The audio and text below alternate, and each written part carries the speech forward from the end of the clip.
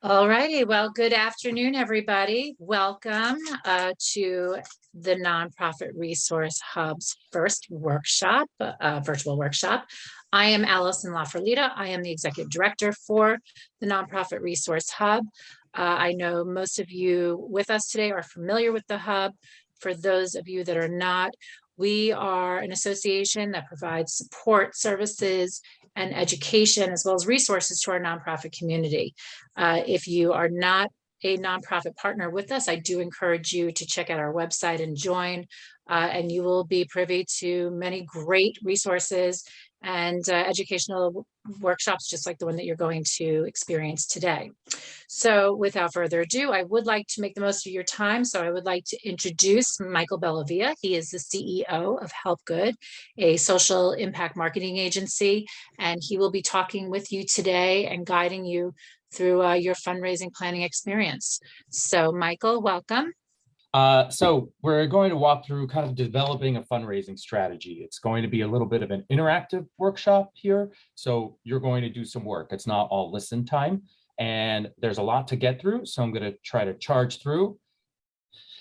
So I am the CEO of HelpGood. We're a social impact focused marketing communications agency.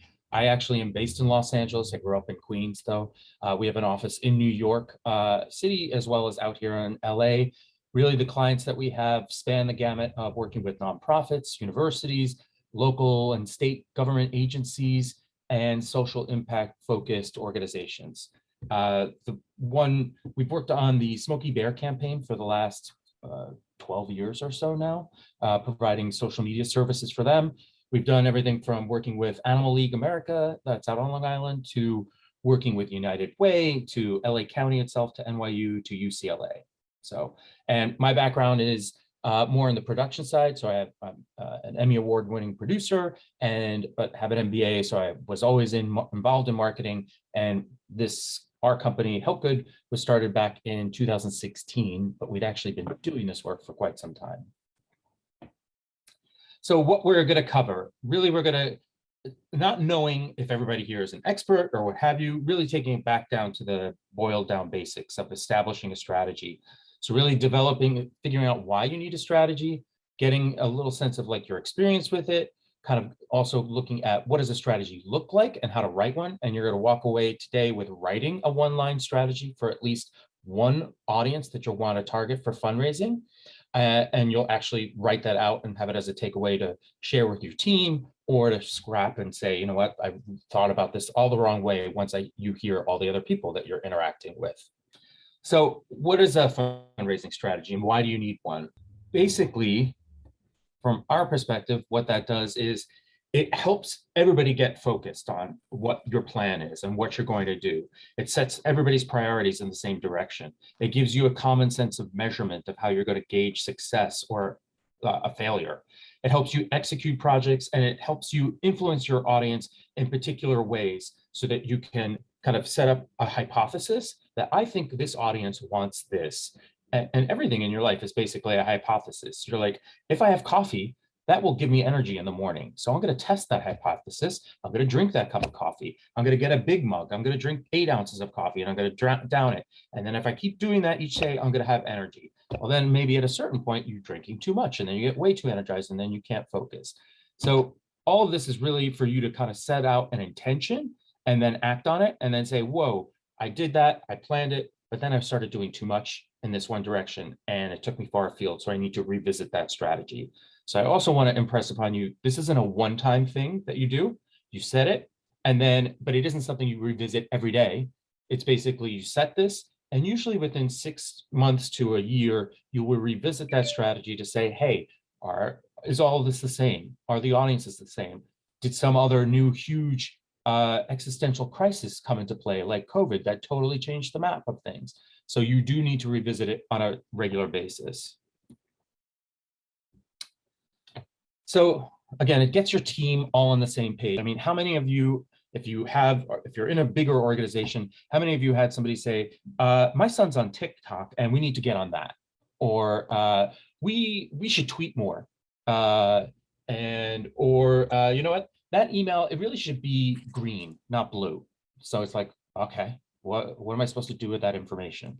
So let's go and revisit the plan that everybody agreed to. So the big thing is it helps you CYA, it helps you focus on what everybody can agree to doing and keeps everybody on the same page. It prioritizes your audiences to say that, okay, these are the ones that maybe they're the most profitable in terms of donation. And so you want to focus on them, but maybe they're also the biggest pains to kind of work with.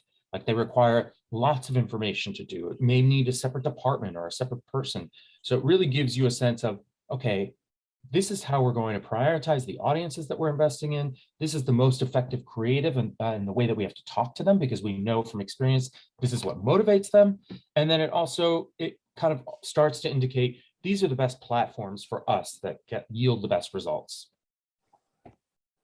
So a strategy also helps your team measure and define success, because again, like we've had clients multiple times that at the outset of a project, they say, you know what, we want to build our follower account and we just want as many followers as possible. And then at the end of the project, they say, but we didn't raise any money. And it's like, well, that wasn't a goal. That wasn't part of the strategy. If that was a known component of that and that we needed to focus on that, we would have built that in, because we optimized to build to a follower account, to build awareness, versus optimizing to get to an actual conversion, which is a dollar donation. So you really need to know what it is that your executive management team wants, what you want. And then you also need to start thinking through some of these KPIs that you will use to track that success. So on the Smokey Bear campaign, we're not fundraising there. It really is awareness building. So there, the big thing is that we're trying to do is prevent human-caused wildfires. Well, and since we only run social media for that, it's really hard to say that that tweet prevented 15 wildfires. But we do look at it as proxies of saying that, okay, the number of impressions that we got, the amount of engagement that we got, the number of site visits that we generated, the number of video views, of downloads, of email signups, so we look at all these proxies that help, that we then gauge and then look at over time to see, does it make a difference if we have huge amount of engagement on our Facebook page to building awareness and to less wildfires? And then there are going to be some things that are, again, are existential threats that you don't have control over, like climate change. Like my tweeting isn't going to contain climate change. So you have to be aware of the broader context as well as the things that you can control along the way. And it gives as I said, it gives your team the groundwork to test and optimize and iterate, go through all these different hypotheses, really test out differences in creative and platform focus and partners and budget, targeting, really seeing what works, what doesn't work, what should we reinvest in. And so you'll revisit that strategy and revisit the tactics along the way. So what does it look like? It starts with a research phase. And some of this you may know out of the back of your hand, but it really gives you a chance to kind of think through, all right, collecting as much information in order to make an informed strategy instead of just winging it. So really, we look at these 5 C's, which is a company, connections, culture, the consumer. In this case, we call it consumer just even though we know that they're not necessarily buying something from you, but sometimes they are. They might be buying branded swag for your nonprofit, and category.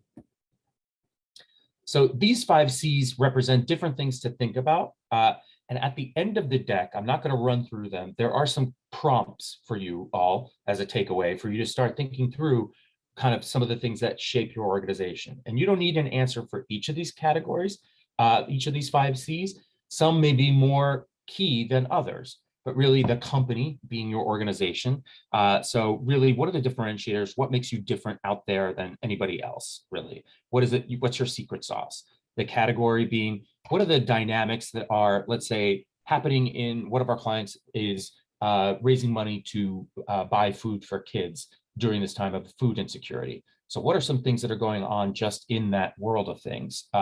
What's some surprising things? Like a big surprise that everybody's having now happen is COVID, for sure. There's the connections. Really, what is going on in your target audience's life? What stressors, what pains, what opportunities do they have? What can you kind of lean into doing? What can you focus on and take advantage of along the way? The consumer really being, what are their beliefs and their attitudes, even within within a given organization, like we worked with a nonprofit that was focused on people supporting older dogs. And so some of those people might have been previous dog owners and their dog passed. Some of them may be current dog owners who have a senior dog. Some of them may have a young dog and are thinking ahead, knowing what could happen. And some of them may just love dogs and like cute pictures of dogs and may be motivated by that. So you have to think through what are their attitudes, beliefs about the specific audience that you're focused on. And basically, you can have an overarching strategy for the organization, but then you can have a strategic approach for each specific segment of the audience that you're looking at as well. And then the last C is culture, really what's going on in the broader world. Again, some of these have some overlap, like I mentioned with category, the COVID bit, like this would definitely be something during the time, like in the last, truthiness is a big deal. So like, especially over the past 5-6 years. So really kind of helping people can understand that the case for support and that they should be able to trust you. With some organizations, that's a big deal that you need to think through. So really thinking about what are some of the big cultural things that are shaping that. So this then, you use that research to inform a one-page strategic brief. And for the case of this, what we're going to do is we're going to use the very kind of simplified version of thinking through a strategic brief, really that you're then going to use as your North Star, so that you can always refer back to that and say, does this really align with our strategy? No, because in this session, we're really only going to be focusing on strategy, but there are umpteen tactics you could explore. But when somebody's going to come to your office and say, hey, we should really be on TikTok, you go back to this strategy and say, well, that is in our strategic plan. And that is something that would be good because yes, it helps address this specific youth audience that we want to get to. But in our roadmap, we're not at that stage of development yet because we don't have the content production strategy to do it. So really, that's what we're using this strategy for. So really, to develop the strategy, it's this get to buy. The get being, who is it that you want to address? What specific audience? And you can't just say individuals. Really, your specificity with this stuff is going to be key as much as possible. We're not looking for happy people, old people, people on Long Island. We're really looking for as much information as you can about that audience, because then you, but I would also say, don't think of 25 different audiences inside of your organization. At the end of the day, you want to consolidate it to a point where you can control these things, and then you can continually test hypotheses and see how they work and be able to have a distinct way of measuring them. So for some of you, that audience might be, one audience might be high net worth donors, or another one might be high net worth individuals. That's at a very broad level. I still would want you to micro segment inside of that as much as possible. Another one might be first time donors, and another one might be young people. So start thinking through what are some of these audiences, but then also start putting a hierarchy in your head for prioritizing them. So once you have that these audiences in place, and we're going to go through this, I'm just using this now as a walkthrough. Once you have that audience in place, then you're going to start thinking, what do I want them to do? What do I want those high net worth individuals to do that have been donating for 20 years? Maybe I want them to increase their donation by 10%. I want them to re-up. Maybe they started dropping off. Maybe I need to retain them this year. And then the last bit is the motivation. What am I going to do that's going to make them feel like, oh my God, I need to do this, or I should do this, or all right, I'll do it, or yes, of course, this is going to be so great. I want to give you money. And that motivation can change. Sometimes it is, the house is on fire. We got to do this thing. COVID just hit us and we have no money and nobody's donating and we need you because you are our stalwarts. Or maybe it's appealing to young people saying, you know what, we want you to come out to a bar hop and you're going to have fun and be able to meet other young singles your way and learn about how you can do good. And all those people there, you know, they're all going to be caring about this cause. So it could vary what that motivation is based on what the audience and the action is that you want them to pursue. So really thinking through again, this get, who's your priority target audience for your next fundraising campaign? And so I want you to start thinking through these things, because what we're going to be doing is going through some breakout sessions during this, where we're really kind of tracking these things. So I want you to start thinking through all the scope of audiences that you've dealt with and think through either priority ones, if it's financially, like who are ones that for you, okay, we have had the biggest trouble with, or that we definitely want to retain, or you know what, these are folks that we have to give a special eye to this year for whatever reason that you saw maybe coming out of your end of year campaign. So this priority target usually will be the same each year for you, but it may evolve based on some of those other factors that we talked about, those 5C factors, really. So really to help prompt you in terms of thinking about what shapes that audience, it shouldn't just be that donors, because that's not specific enough. Really think about demographics. Think about where they live, who they are, how old they are, what their gender is, what their sexuality is, what their race, ethnicity, religion, all of those factors can get into it.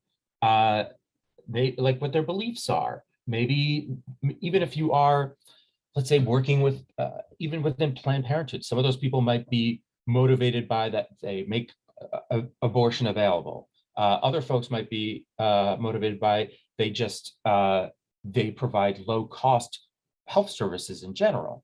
So think through the specifics of that one audience that you picked out in your head for your own cause. So like, and why that's important to you. And again, that might be something that you haven't cracked the nut on them, or somebody else in the organization has said, you got to focus on this thing. But really it could be a variety of factors and for this exercise, we're really going to focus on just one audience. But you may go through this exercise really 5 times to say, then what's our next priority audience? And then by the end of doing this 3 or 4 or 5 times, you might say, you know what? I see audience number 3 should really be audience number 1. So this whole thing is an iterative process where you're going back and readdressing everything and your assumptions along the way. So don't feel like you have to write in pen because you may want to erase things along the way. None of this has to be set in stone, especially when we're in this mode of just like exploring things as well. So here's some sample audiences to consider. So as I said, donors in New York, that's like way too broad, and it just doesn't say anything about them. Or new donors in New Jersey, a little more specific, but even that is not really going to be helpful. So like this, moms on Long Island, age 50 to 65, who don't currently support the organization, but they look like current donors that you have in the organization maybe. So this would be, you're really going after new people that have never heard of you before, that don't know who you are, but it's like, well, they should. Like, and this might be for whatever cause. Maybe this is for Animal League America, like that there are a bunch of moms who have never heard of that organization that then they really want to do something and you really want to reach them because you feel like, you know what, that's a category for your organization that has donated a lot in the past, but you don't feel like you've tapped all of them in Long Island based on the research that you've seen, because maybe you see based on your population that, hey, we've only gotten to 2% of the population of these moms on Long Island that we can address. Or another example, students in New York living on campus who are also likely constituents. So that might be health services maybe that your organization is doing, or really these could apply to any kind of organization, but really thinking through what are the specific segments of the populations that you are addressing that you want to try to make this fundraising case with then. So after you've got that audience down and thinking and gotten specific around it, then it's time to start thinking about what is it that you want them to do. Hi there, sorry to interrupt. I was just thinking about during your last few statements, how important is it to research data on our current donors, and how might an organization go about doing that? So it is pretty key to do that. So at the end of this document, we have a bunch of prompts for you to think through. Some of them go outside of the organization, and some of them are things that you might have access to. So like we just have been working with another animal related shelter for all intents and purposes down in Florida. And part of the work that we did was we actually created a survey that went out to their email population, to all their subscribers. And the aim is that they're going to conduct that survey once a year now. And really, we crafted that to collect demographic information so we could flesh out their profiles on each of these people. We asked them questions about how they first came to the organization, what motivated them, what they love seeing that the organization does, their even understanding of the organization. If the organization got an extra $10,000, what do you think they should do with it? How much have you given in the past? What would motivate you to give an extra $5, $10, or what have you? And then you could segment. In this case, they'd never done something like this before, so they didn't want to. So everybody got the same survey. But as you go through this each year, you could iterate that so that then maybe you start segmenting a population of those responders with, oh, look, these are all the folks that have donated over $1,000 to us. Let's put them in one bucket and then ask them a different set of questions, because how do I get them to double that to $2,000? Because if they got 1,000, they may have 2,000. Whereas I'm not going to ask those same set of questions to the person that gave $5 because the puppies are cute. And that might be the thing of like, maybe you're trying to motivate, how do I convert this person from cute puppy watcher into donator? And in some cases, you may learn they're not gonna. They're just going to stay as a supporter. And then you have to decide, is there value in us continuing to invest in that segment of the population? But largely, we've done it through email surveys on existing email lists. We've done also big research studies as well to the opposite end of the spectrum. With LA County, before COVID, we did a full digital survey with the whole population of Los Angeles to figure out what were their number one priorities, really. And it was a very broad ranging survey that we did, but through a specific department, because we wanted to see what people thought about this issue without even necessarily directly addressing it. And it turned out that before COVID, homelessness in Los Angeles was the number one issue on all these folks. And that was a survey that we did with over 25,000 people all across different regions of Los Angeles itself then. And again, that whole sphere of doing that research, like that research study was $50,000 cost because of all the motivation that we had to do to get these people and having them respond, collecting them, making sure that we had all these different populations represented, and then doing the segmentation analysis on it. To the one that we did, the email that we did for that organization was $0. It was our time to develop that survey, but they didn't pay anything to send that out because it was to the people that they already owned along the way. Make sense? Yes, thank you. But there's also, you can just look at demographic research that's available too. Like we had a client in California where they wanted to reach Native American populations who owned a car and had a registered vehicle in California because they were trying to like sell them on one of those special license plates. So we had to go through an analysis of like, these are all the Native Americans in California. These are all the car drivers, looking at the percentages and trying to figure out what is that full addressable audience then? Because you also want to make sure that as we're going through this exercise, that we're not saying, yes, we're going to go after this audience. And it turns out that there's 12 people in it, because then you're going to be throwing a ton of money at something that doesn't make sense. So you really want to do that research up front. So then once you have that audience, you're then saying, what's the most important thing you want them to do? Maybe for these donors that you want to get at that are new and have never heard of you, maybe it's not getting $1 out of them. Usually with those new ones, it's how do I build that case for support? How do I just even make them aware? And the ultimate goal is get them on an email list, because once they're on an email list, then you can have a long-term conversation with them. It is very difficult for you to just place, let's say, a Google ad and say, give us money, and somebody who's never heard of your organization is going to give it. It does happen in certain urgent crisis situations like a wildfire, an earthquake, a hurricane, what have you.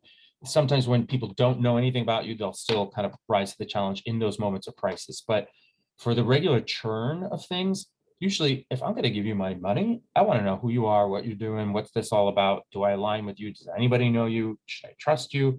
So that's a lot of credentialing you're going to have to go through as an organization. So for some of these newbies, maybe it is just giving them that, building a case of support, or making them understand that you even exist. They may not even understand that.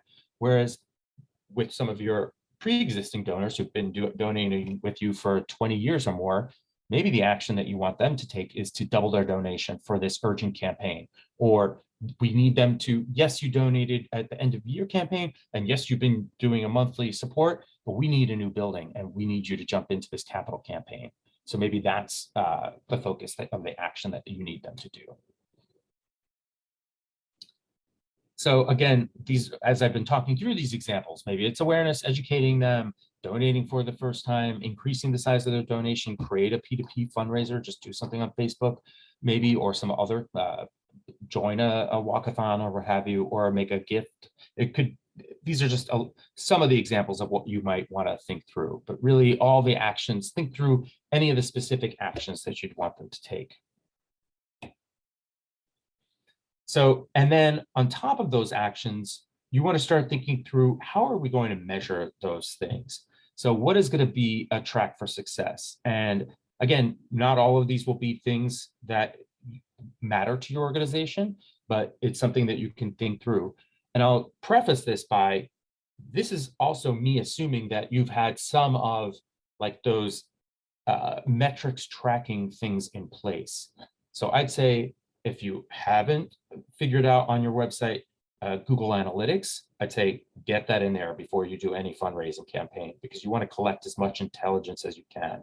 If you don't have, if you're just sending emails from your regular email client from Outlook, figure out getting a way into Constant Contact or MailChimp or something like that. Then if you have a way of tracking on your donation platform, if you're just using PayPal and you're not looking at the numbers, you need to start looking at that, or looking at a different kind of platform that can track that information. Because these key performance indicators and all of this work you're doing, if you don't get that feedback at the end of it to say it was a success, you're just throwing money,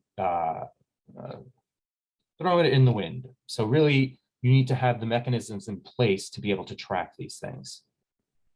So some sample actions, like maybe you're wanting that audience to learn about the organization's cases for support, like why they should support you at all. And so then maybe you're looking at website visits and resource downloads, email signups. It could be any of these things. It could be all of them, or it could be like, you know what, we don't have any material on our site for them to download, so that's not going to be a thing. We don't have social channels, so maybe that's not going to be a thing. And again, what you set out as the metrics that you're tracking may eventually be different ones that you evolve to over time, depending on how the results turn out.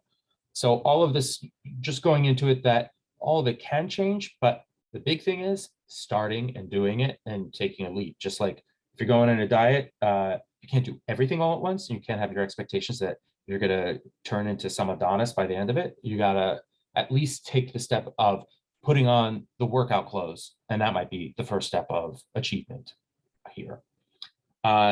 So maybe your first fundraising plan is, we're going to put Google Analytics into our website, or we're going to set up a better fundraising platform. I want to, not knowing what part of your all journey in terms of developing fundraising strategy plans you all are at, it's always at best to try to set your targets low to begin with, and then have these wins, so it builds momentum and it builds confidence in what you're doing even.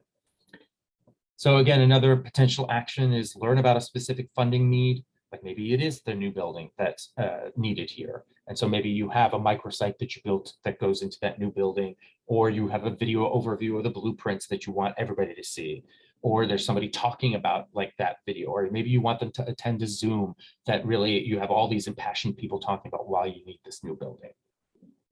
Or maybe it's like starting a P2P fundraiser that you want them to really understand that, you know what, this organization isn't the only one that's doing all this fundraising. You can do it too. And you have your social cred matters and your audience matters. And so then maybe you're looking at the number of people that started these fundraisers, or how much each person's raising from them, how many people they were able to pull into their fundraiser along the way. really each of these things can change in terms of what you'd be looking at doing. So I've talked a lot. This is the first time where we're going to break you out into different rooms. Mainly, I think what I was challenging some of the session and some of these breakout rooms to do is to try to get as specific as you can, just because it will help you in the long run to think through these things. So Linda, just because you were in the midst of telling me, so what was your get, if you can tell me that? Okay, so we have a program that we just started called the IT Training and Certification Program for People with Disabilities. So the corporate source has invested in a training program to help people get jobs in IT. So firstly, it was more of a marketing get, which was to recruit prospective IT employers.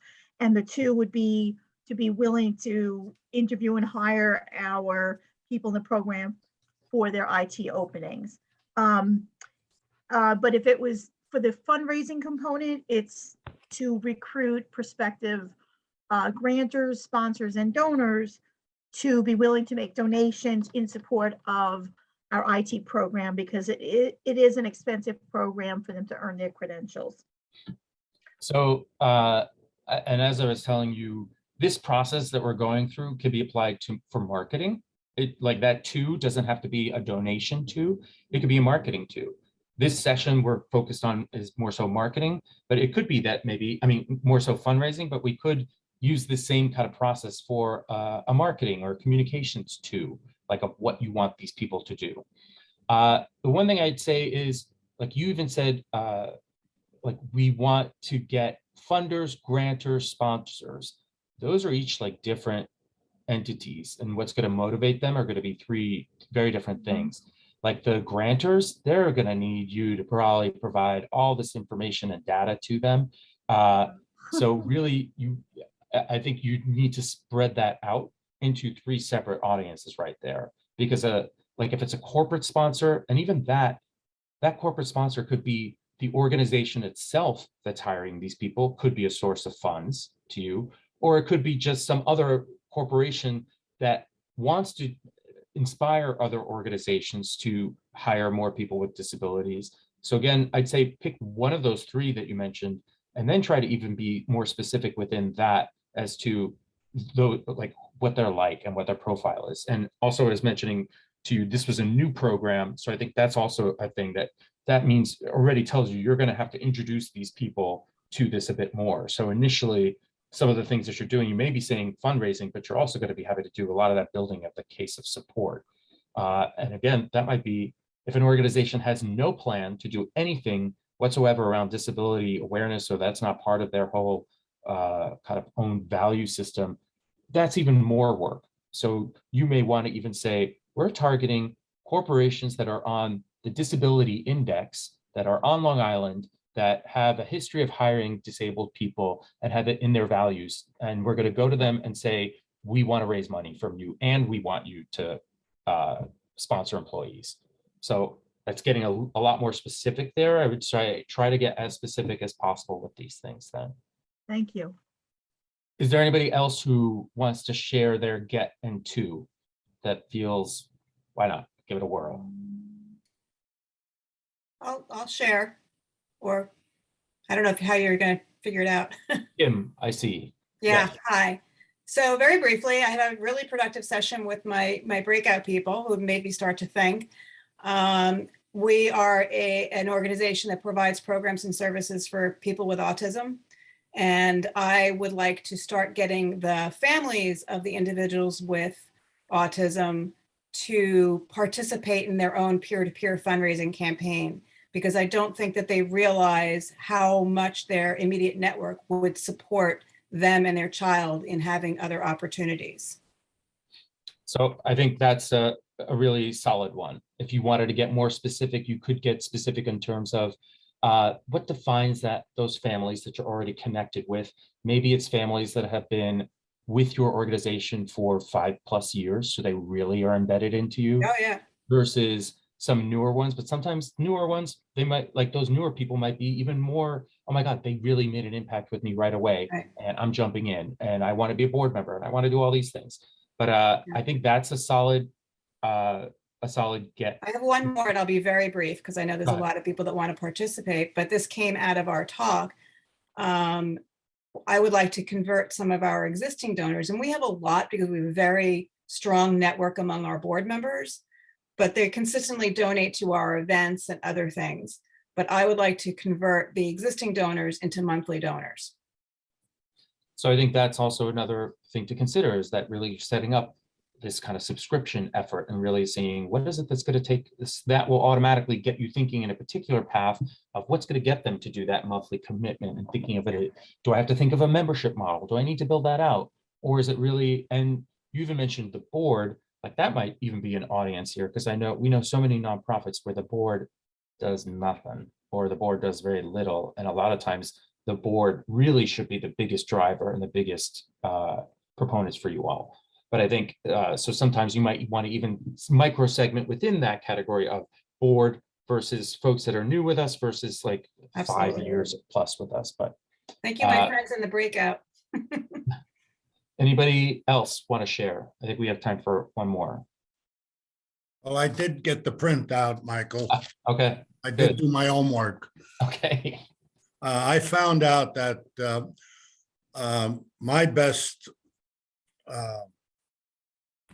marketing opportunities are lying with, for example, first responders. They all have fraternal organizations that want to be involved further with the cause. Getting corporate America or corporations behind us usually requires a motivational time of at least a year so they could budget it into next year's givers.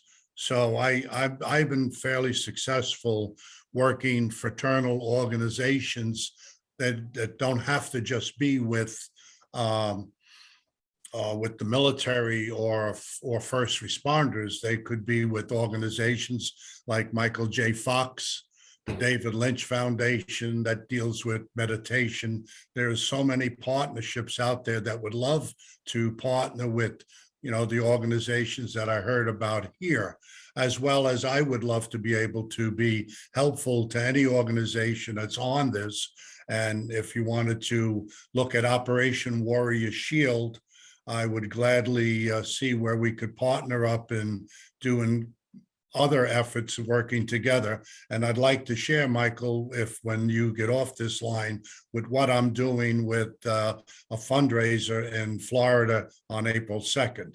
Maybe you could be supportive with that and see where we could partner for future events such as that. Okay. All right. Yes, so for that, it sounds like you would go, one of these audiences for you would be these fraternal organizations. And you might even, then if you're just really focused on those, you might have it segmented into ones that are animal focused, military focused, kind of supportive companion focused, maybe even. So really you can segment that as a general category even further then. All right, so now for this next section, what you're going to do is focus on that buy. And this is a little nuanced, and it may have you revisit what you did in the first section with your get and your to. So again, this is an exercise for the purposes of this workshop. And normally you might have to do some research here, but we're just going to go at this as a practice mode. So the motivation is, what is it that's going to be like the most compelling idea to communicate to your audience to get them to do that thing that you want? So that can be, maybe it's a creative idea, maybe it's an ask that you're making of them. But in the case of Kim, when you're trying to get these people to start a peer-to-peer fundraiser, what's the biggest idea that's going to get them to do that? And not just saying, hey, start this, but maybe you have some either theory or you've seen what it's done for other organizations or what it's done with one person in your organization who did run a peer-to-peer fundraiser, or somehow, what is that going to be the thing that's really going to motivate them to be like, yeah, I should start a peer-to-peer fundraiser. I'll do that. So the most compelling idea here, again, that could be anything. I want you to think about it in terms of, you only have a little while to connect with somebody. So what's really going to motivate them? think about it in terms of elevator pitch style of things, really kind of honing in on what is truly going to motivate that action that you really want out of them. And they may have tons of motivations of why they're aligned to your cause or why they like you. But in this case, what's the most important thing that's going to get them to say, you know what, I need to do this? So in some cases, it might be urgency, like our funding just got pulled by the government and we need you 50-year-old moms in Connecticut to give us money right now and make it your biggest donation that you've ever given us, because we don't know if our funding is ever going to come back again. So that might be a crisis-oriented thing. It might be an uplifting, celebratory thing. We hit our benchmark goal of $5 million raised, and now we just need $200,000 more for this last sprint to build this building.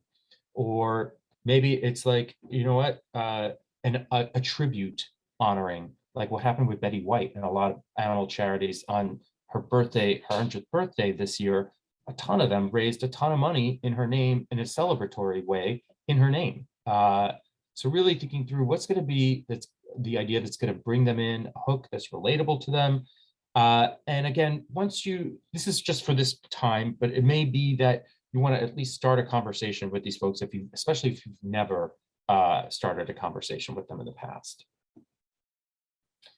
And you want to think about it in terms of how you're inspiring them to act, not like the obligation, but really you're conveying the case at this point for really tapping into their motivation.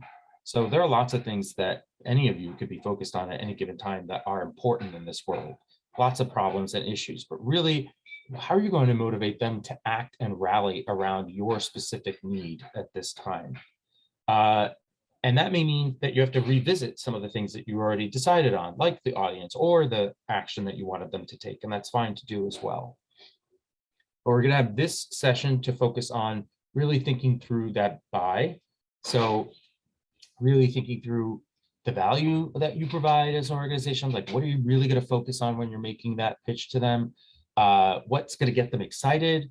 What are barriers that they're dealing with? Maybe like, you know what, we know that it's COVID time and you know that it's COVID time, parent, and you know the stressors of it. We need your help right now urgently to help other families that that are unemployed during this time. Do they trust you? Are there other things that they trust? Like the Betty White thing, that it's like, you know what, we want to honor and celebrate her and we want to raise money through you and that will celebrate her legacy. So that could be a variety of different paths that it takes. You may want to go back to some of the 5 C's, thinking through that as far as all the elements that you can leverage along the way. For some of you, again, it might be urgency crisis, it might be celebration mode, it might just be, hey, this is just like our every April, it is Child Abuse Awareness Month, and we raise money for us because that's our leading cause. It could be this gala, and that's the reason we want to do, because we're celebrating some particular individual. So it really can be a variety of different motivations that you'd be using to convey this thing. And I think this says that we've linked it in the chat, but this main workbook has all of those cards at the end of it. So if you have that PDF, you can funnel through them. If you wanted to take a look at them, if they prompt you for different ideas, you won't have time to look through all of them during this next breakout because it's a lot, but it's really just prompts for you.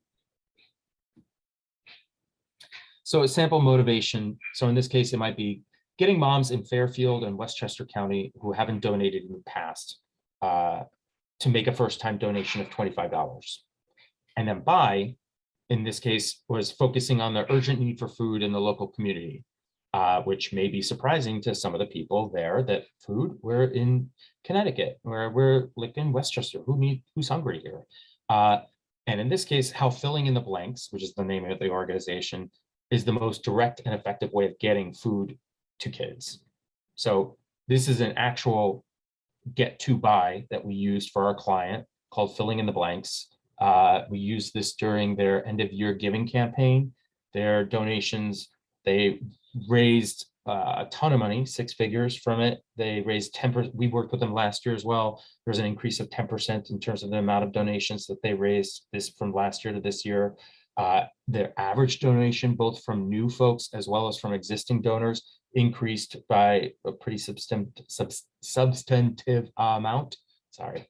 And I'm just referring to my notes. And so overall, a success. And so this then helps start to shape, okay, this had the urgency bit inside of it because we're still in the thick of COVID. Food insecurity is still an issue. They have the benefit of this being oriented on children and families. So that usually, much like puppies, is a big cause. Sometimes some of your causes might not have some of those easy hooks to them. But this was a strong motivator. And in particular, they were focusing on these moms. And this is for the purposes of this presentation, but we had even segmented out those types of moms even further, really, because we saw what we could do, because they would understand the need for that and the need for and the issues around food insecurity, and they would have that empathy there. Another one could be with that other client that we were talking about, getting recent pet adopters in Suncoast to start a P2P fundraiser. So really, and in this case, leveraging Betty White's birthday and their personal adoption story, because if they were recent, they're probably still excited about having a new pet and a new friend in their life. So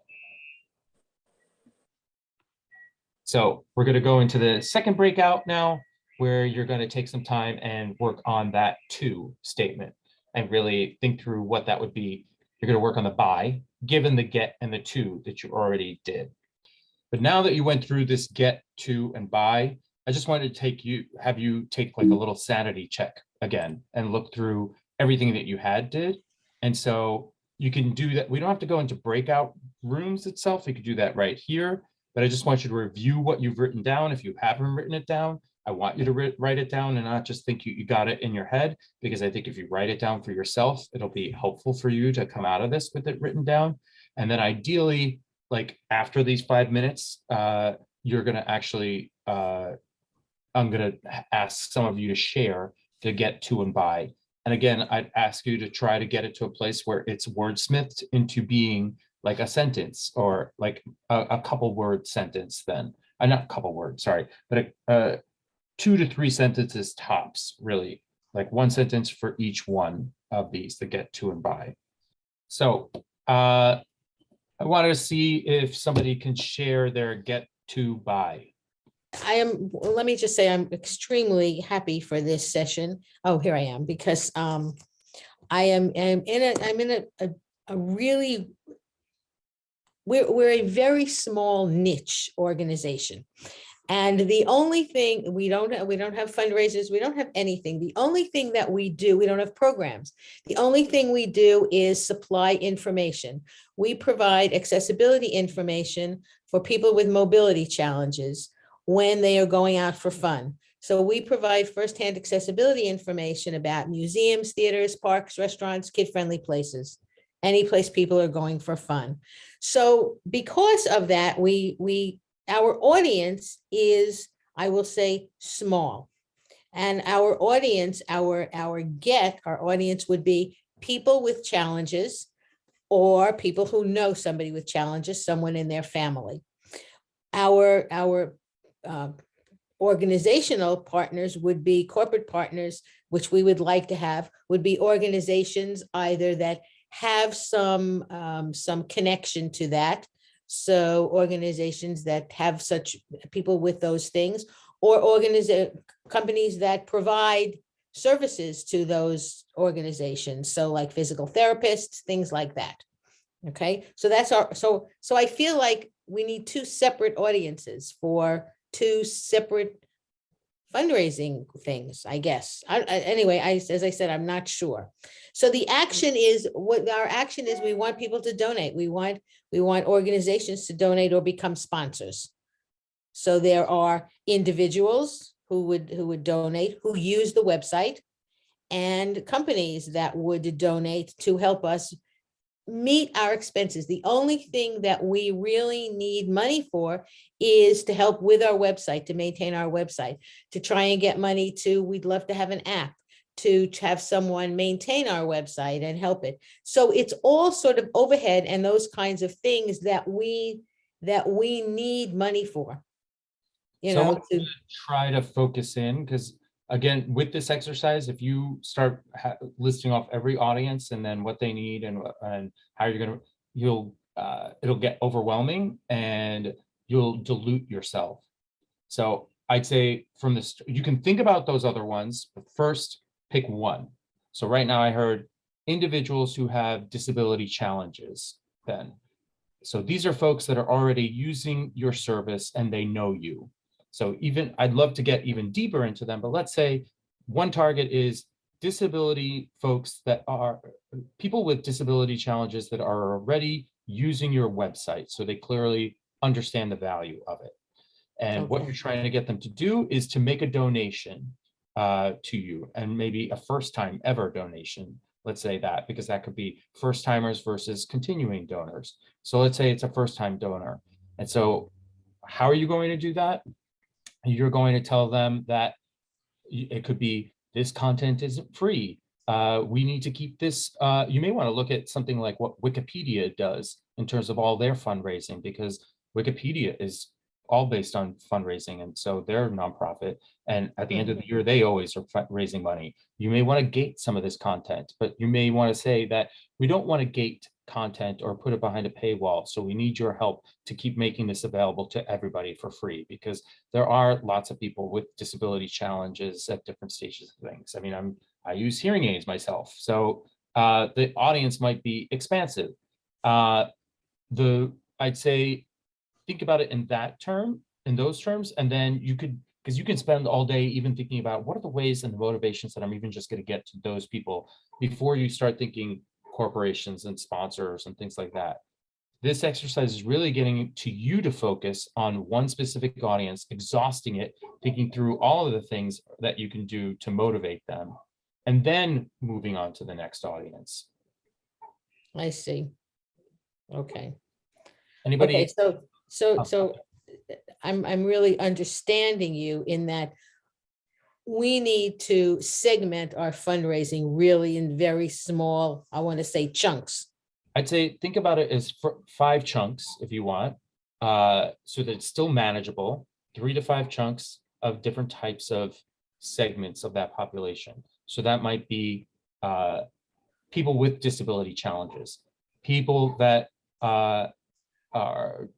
have somebody with disability challenges in their lives, corporate small businesses in the local area, and vendors that would love to connect with people that have disability challenges. That's one way to do it. Okay, that makes much more sense. Okay, and the buy is really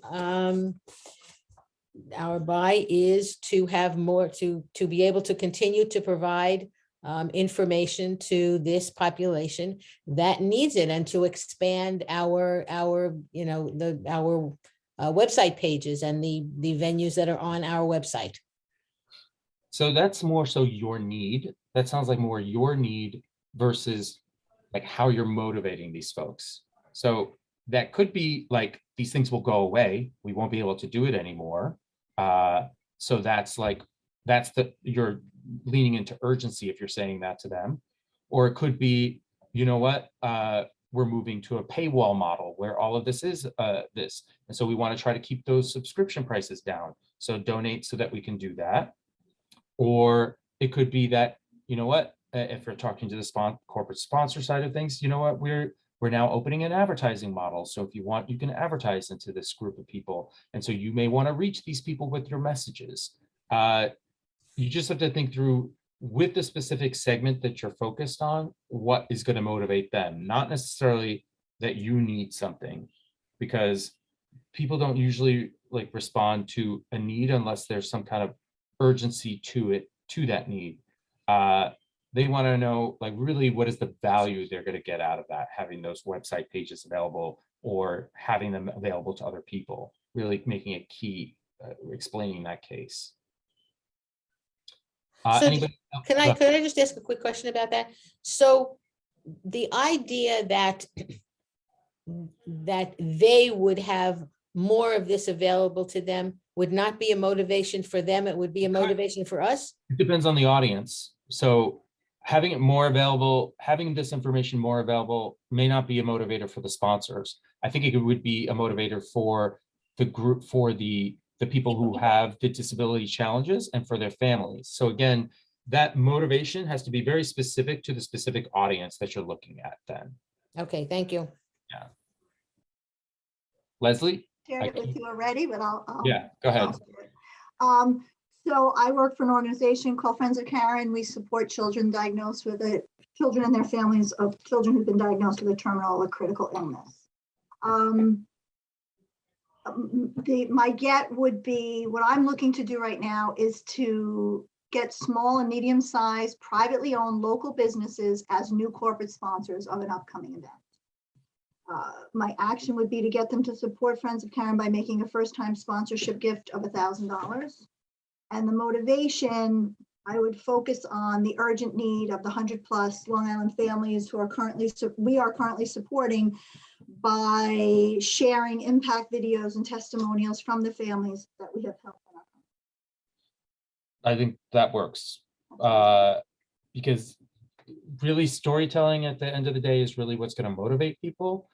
So really kind of giving them a sense of, and especially when you have access to these families, that you can get their stories, and if they're willing to share it, regardless of HIPAA and all those other issues that might be in place, or they may not. You take care of all that. Yeah, but if you're using those stories, that's the kind of stuff that's going to motivate people to really want to do something. And then here I'm also hearing about the urgency. And if I'm thinking about it, you could probably potentially even make it more of an urgent crisis issue, just given the intersection of COVID and everything that's going on. But it just depends, because there are folks with a pre-existing condition, and it probably over-indexed in terms of hitting them and their families more so than others. So I think that's the start of a great get-to-buy. So again, really hearing from that, it's the specifics of really getting into the weeds of that audience.